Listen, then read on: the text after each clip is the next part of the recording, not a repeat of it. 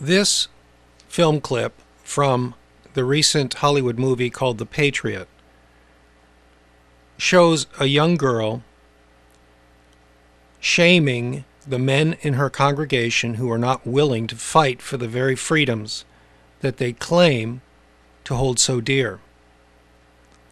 This clip is an illustration of what took place in the American Revolution when patriots were forced to take a stand against mother country England because of the principles which they held so dear.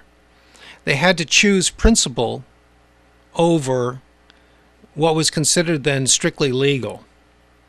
Obviously, taking up arms against mother country England was not legal, but they felt that they had to do that in order to be consistent with the values that they held so dear.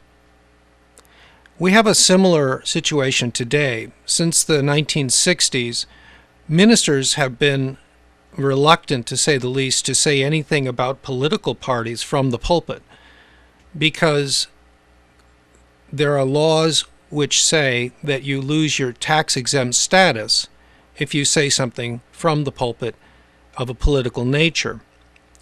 Now, this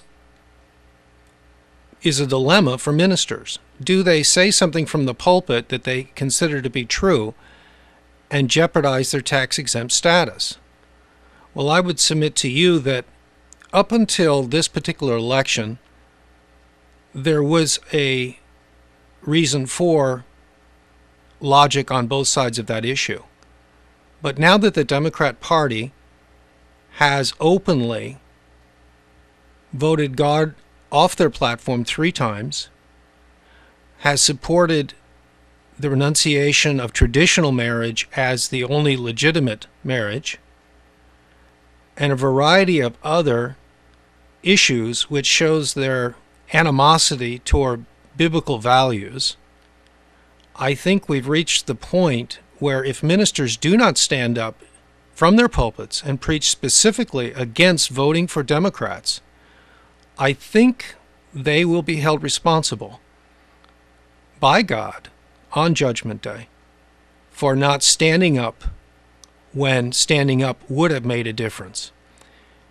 They may end up losing the right to preach biblical truth altogether, because what they consider to be biblical truth is called hate speech by those that would seek to silence them.